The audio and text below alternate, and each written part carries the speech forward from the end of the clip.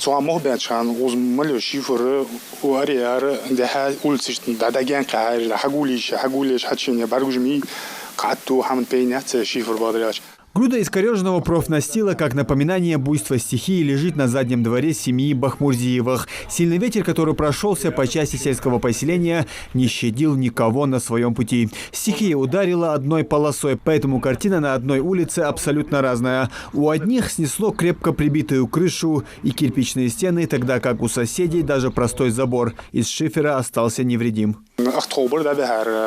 تازدم به هنگه واخ سخ استير شيفرنا كوانش حقولي على آخر شيء اشت ولقي موسق ولقي مواش ولير ما تو بهمزي ولسه ولقي موسق أجدين شانتونا بادرج. هنزير تدخلون ملا части أيش؟ هير части تدخلون части ديال رزاز مخ يخص راز يخص части حصوت تأجي سر زعج ويروح. Помимо крыши у семьи Бахмурзиевых также от ветра снесло и фронтон дома. Его остатки до сих пор лежат во дворе. Никто из жильцов в ту ночь не пострадал, хотя все были дома. Беда обошла стороной. Но вот только финансовый ущерб ощутимый. В этом вопросе жителям на помощь пришли власти республики. Глава региона дал указание оценить убытки и помочь людям. Не прошло и недели, как первая партия стройматериалов была закуплена. Праймер средние человеки, глава республики, сейчас винуются мешки. Чудат даже мети ханит хон, завож дихан дермис хамахан тен депутат бага кабелдич. Аз новос ледешван шей комиссия хаетиге.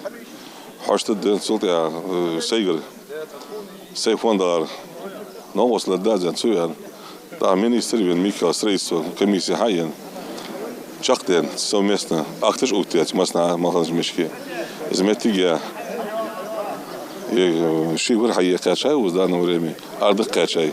Сегодня помощь получают 17 семей. Это те, у которых пострадали именно дома, и были они покрыты шифером из асбеста. И сегодня мы начали выдавать стройматериал. Это около 100 кубов обрешетки и стропила, и 1010 листов шифера асбестного. Я так понимаю, сегодня это первый этап, да? Дальше это другие стройматериалы. Что вы планируете? Я думаю, что там есть профнастил, там есть кирпич. Посмотрим, насколько возможно, мы еще поможем. И по времени как? Но сегодня 6-й день, как мы начали эту работу вести. Это 4 дня мы обход по дворовой угол, а сегодня 2-й день. В воскресенье мы первые поставки сюда начали. Вчера привезли остальное все.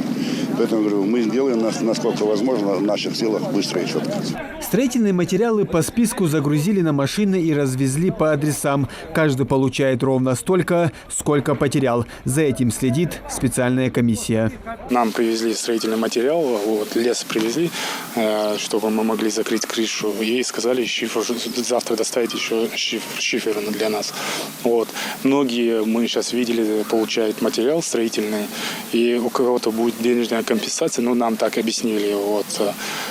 Я хотел бы вот сказать слова благодарности главе Республики Ингушетия, нашему главе села Беку, за то, что они быстро взялись за этот вопрос и не оставили людей в беде. Напомним, сильный ветер прошелся по селению в конце мая. Тогда всего пострадали около 200 семей. 10 домовладений полностью остались без крыши. Местные жители рассказывают, что были случаи и гибели домашнего скота, которые заживо горели в объятых пламенем сараях. Муслим Ганиев, Адам Далаков, Новости 24.